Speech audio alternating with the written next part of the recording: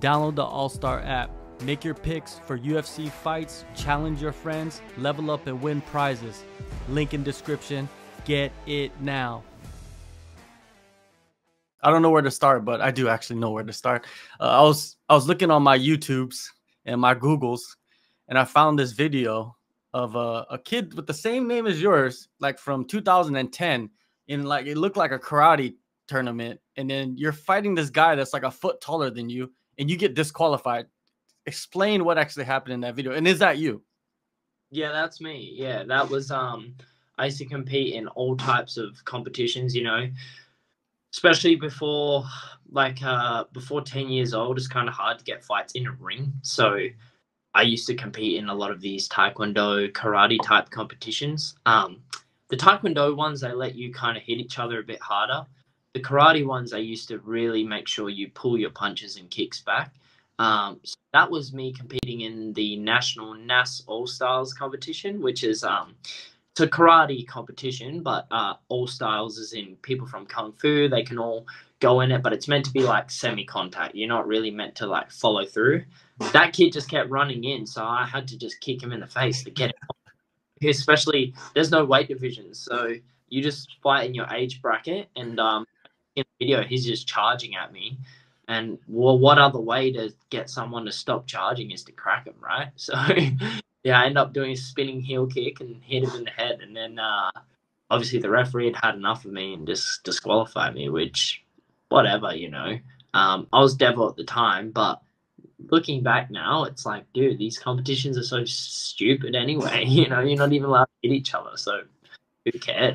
I used to do a lot of them comps prior to fighting just to get experience.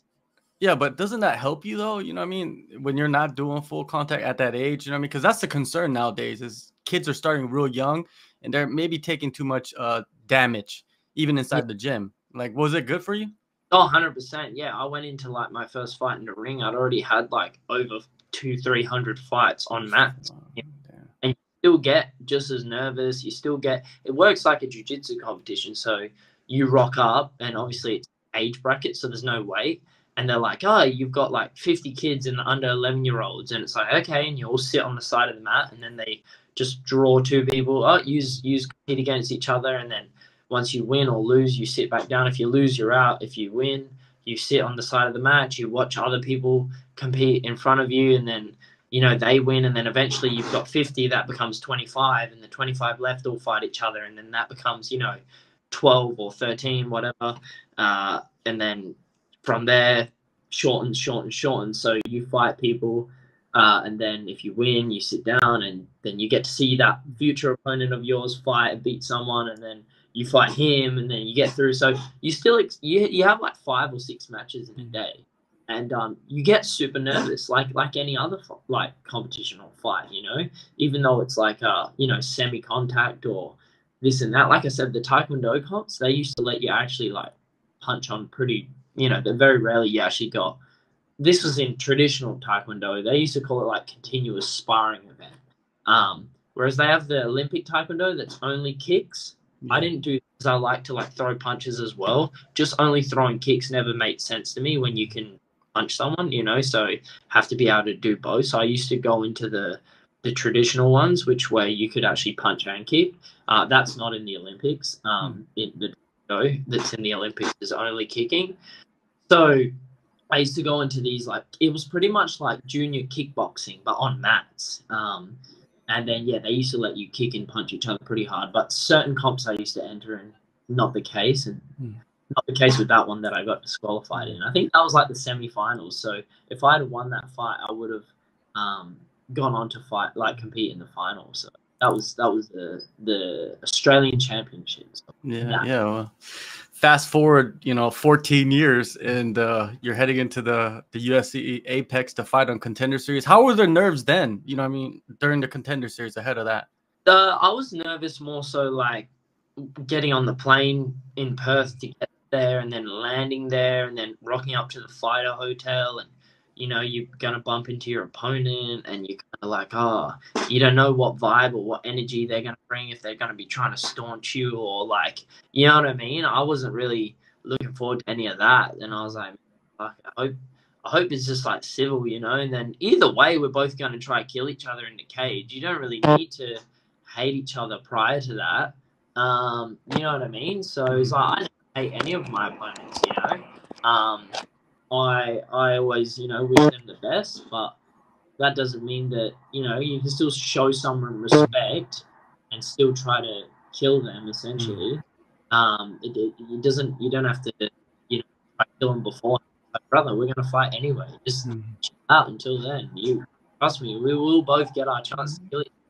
Chill out. Well, as you move up, right, in the ranks, so to say, you're gonna run into people. You're gonna run into opponents that are gonna talk mad shit to you and just say like, he's fake, man. He's not really a nice guy. You know what I mean? Like he doesn't really say what he believes. You know, you're gonna run into that, right? So have you ever thought of that ahead of that and think like, man, I'm gonna have to deal with that eventually?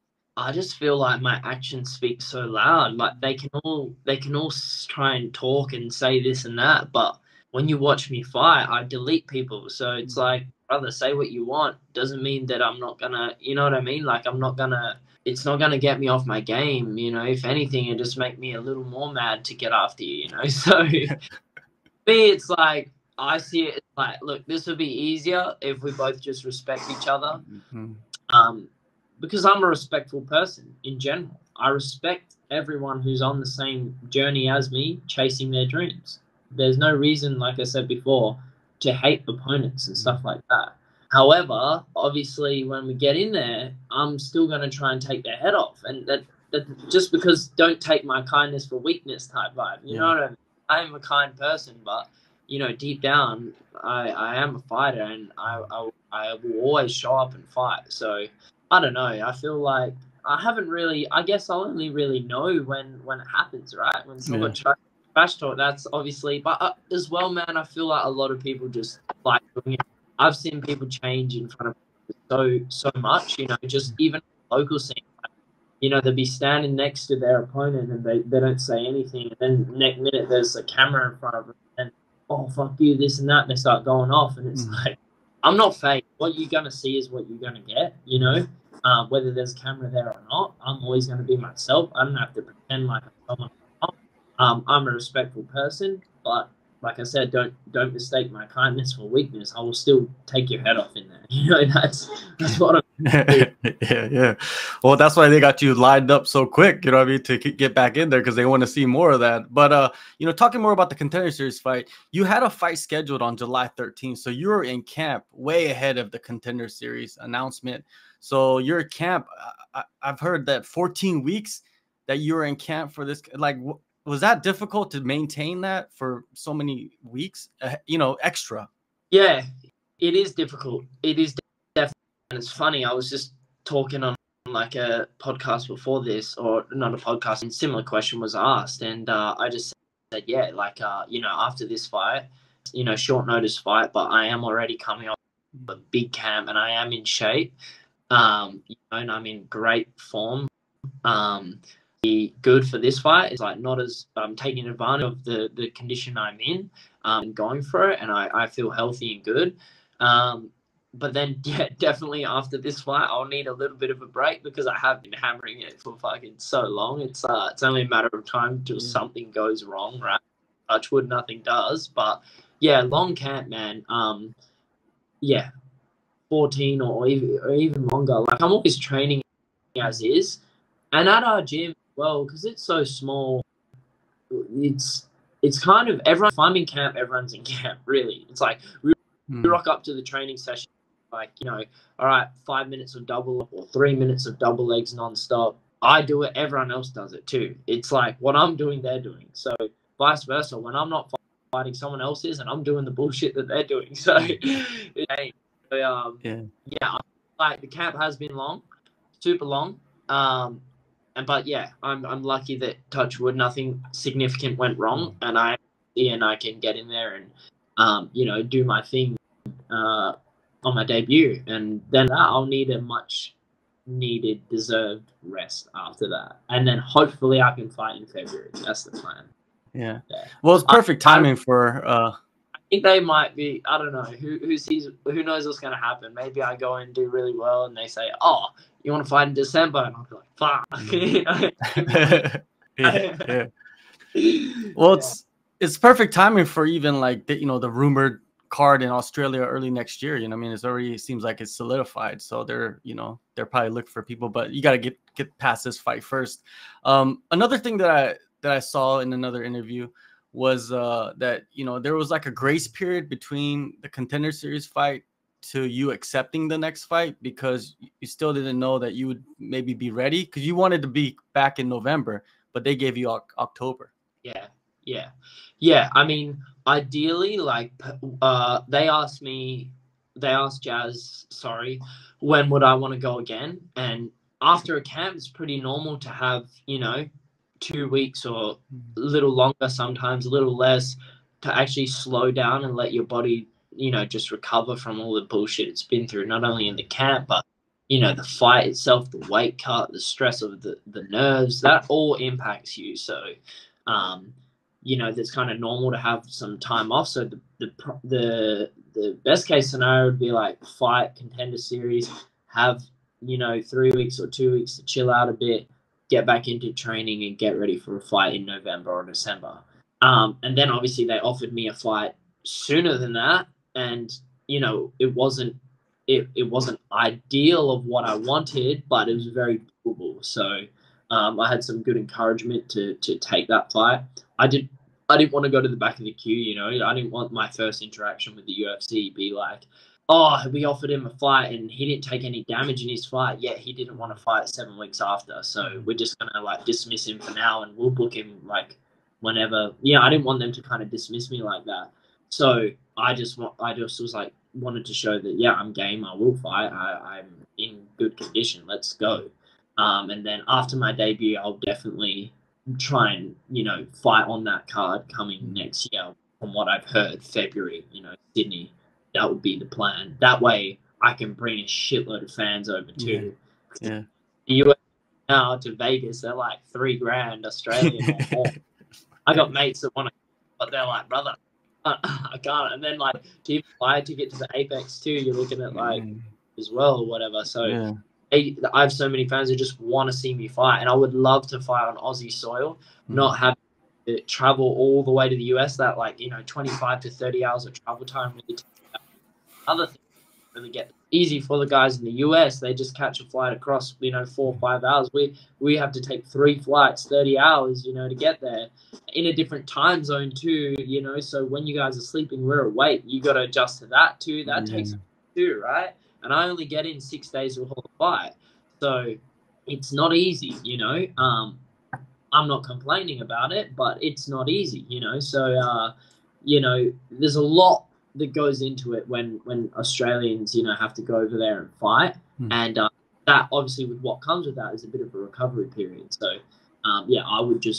it would be a dream of mine to be able to fight in Australia at some point, and February would be when so I get this fight out of the way, make the successful debut, and then hopefully they book me for that next year. That would be that's what I'm pushing for. This fight is at bantamweight, right? Yeah.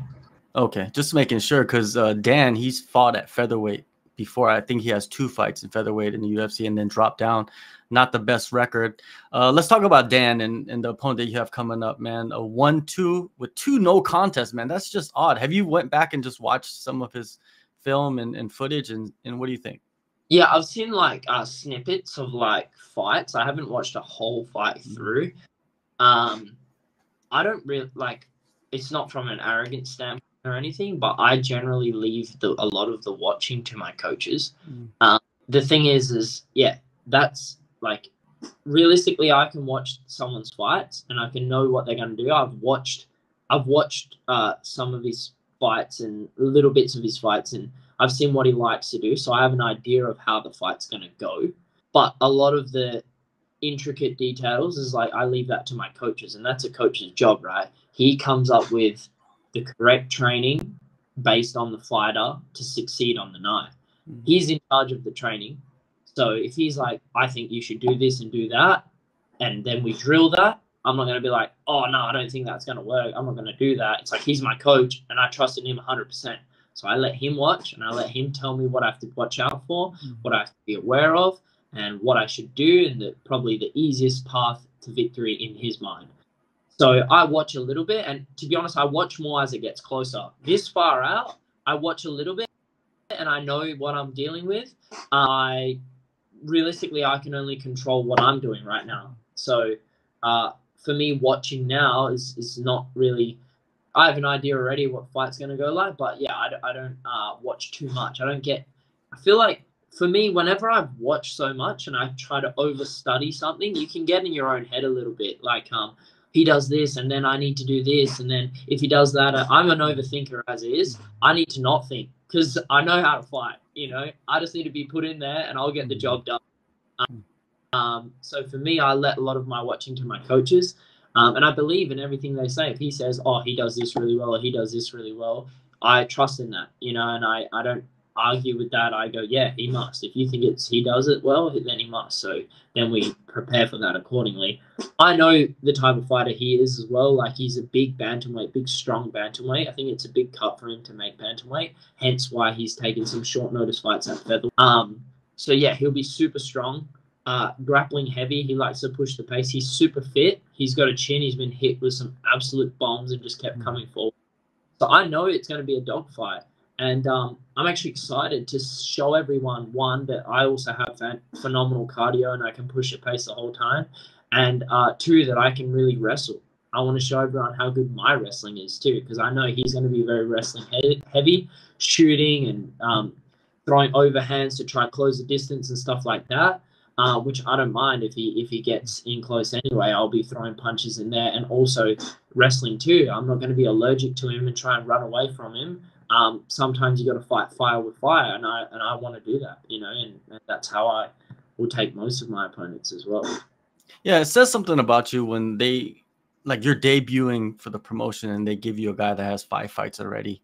It almost says something about you and about him at the same time. What do you see in the narrative of this fight? Yeah, a few people have, like, I don't pay too much attention to it, but obviously with my performance on the Contender Series, like you said, they do want to see me go again. And I feel like the Contender Series is, that's a real test. Like, they match you up with someone who they think, like, 2 absolute killers from either side of whatever region they're from to face each other, and there can only be one, right? Most of the time. And then obviously you got guys in the UFC who've been there a while, and maybe they've had a bit of bad luck. Maybe they, like, for instance, they're not going to put me in on my, I've got a 4-fight contract. They're probably not going to chuck me fighting top 10 straight away, right? They need me to prove myself. So I feel like I'm right now at the bottom of the bantamweight division, which is obviously normal. I've just got there, and then obviously my opponent has not had the best run yet. So therefore it kind of makes sense for us to fight each other. It's like, if he beats me, it's like, shit, he just beat an upcoming prospect.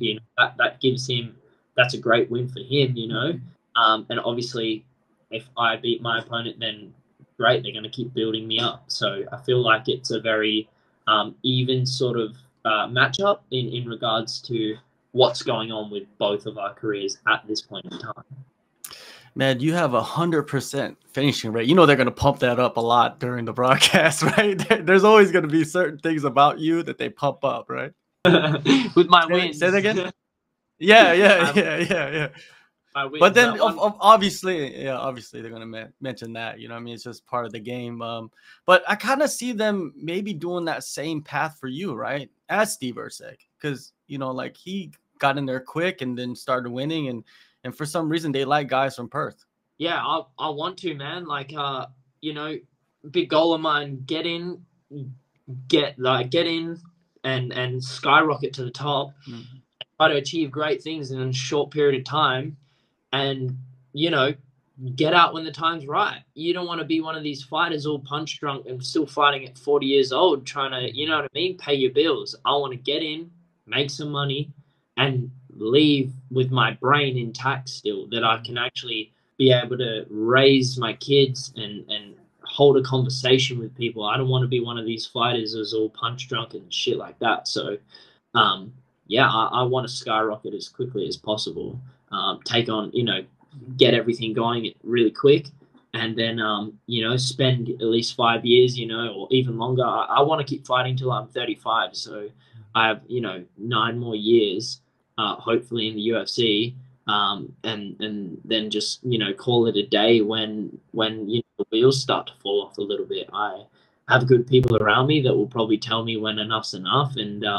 yeah, I just don't want to hang around too long and become all punch drunk, you know. So I'd rather do it quicker, get in, make some money, and then get out in good condition. And yeah, that would be the goal, the end goal.